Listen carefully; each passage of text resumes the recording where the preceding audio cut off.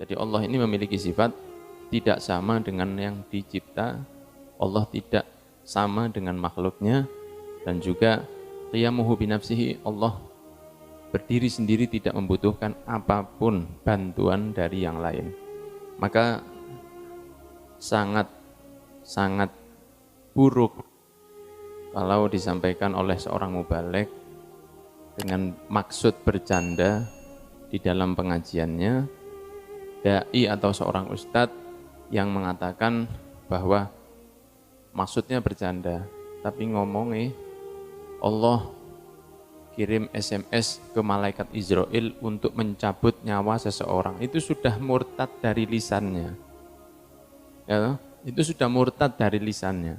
Seperti yang ada dikatakan di kitab Sulamut Taufik susunan Imam Abdullah bin Husain bin Thahir radhiyallahu anhu ardhah, bahwa seseorang yang menjadikan Allah seperti makhluk walaupun bercanda, itu dia sudah keluar dari agama lewat lisannya tadi itu.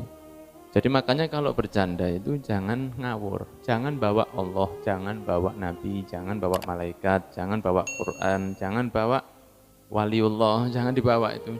Topik bercanda di dunia ini sangat banyak. Dan bercanda itu bukan tentang bagaimana supaya yang lain tertawa walaupun ada yang sakit hati. Orang mengatakan, seorang ustadz pun mengatakan bahwa Allah kirim SMS, berarti Allah butuh HP.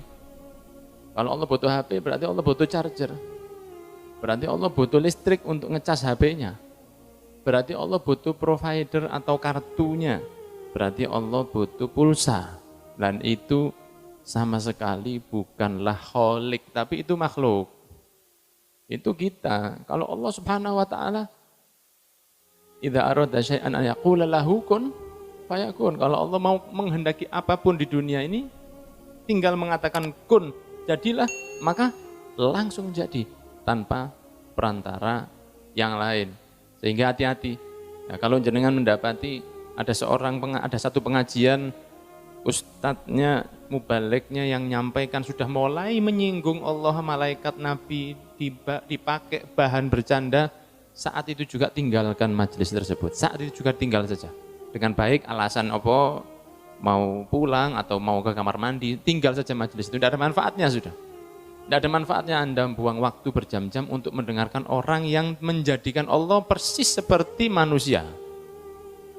Kita kan mau menghadiri pengajian itu untuk mendapatkan manfaat, untuk mendapatkan tambahan ilmu, untuk mengingatkan kita kalau kita lupa. Itu manfaatnya hadir pengajian.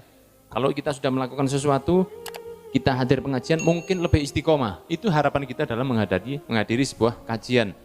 Tapi kalau sudah hadir pengajian, malah si pembicara atau mubalighnya sudah mulai nyaut Allah disamakan dengan manusia, atau guyon dengan malaikat.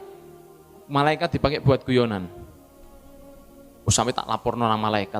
Seakan-akan malaikat itu adalah koncone dewe, temannya sendiri. Iku kok nanti disaduk malaikat. Kan sering kita dengar begitu. Sehingga ada sedikit pelecehan ke malaikat. Padahal malaikat ini sifatnya la ya'sunallahu ma amarahum wa yaf'aluna ma yu'marun. Malaikat ini tidak pernah satu kali pun bermaksiat kepada Allah. Dan selalu melakukan apa yang diperintah oleh Allah Subhanahu wa ta'ala. Coba kalau kita dekat ke seorang yang soleh, yang tidak tampak bermaksiat, kita tahu dari kecil, seorang kiai atau seorang ustadz yang dari kecil dia memang soleh, tidak pernah bermaksiat kepada Allah.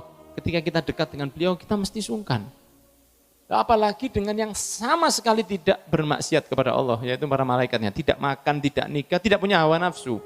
Itu malaikat-malaikatnya Allah Subhanahu wa ta'ala. Sehingga membuat bercanda malaikat, nabi, dan lain sebagainya, itu bisa keluar dari agama lewat lisannya. Wajib untuk bersyahadat lagi, dan wajib untuk beristighfar taubatan nasuha. Dan boleh jenengan tinggalkan kajian tersebut kalau sudah mulai membuat mainan malaikat, Allah, dan lain sebagainya. Sudah kita bahas di sini dengan jelas bagaimana sifat-sifat kekuasaannya Allah. Mukhalafatul lil hawadits, tidak sama dengan yang ada. Allah tidak sama dengan kita. Allah khaliq, kita makhluk.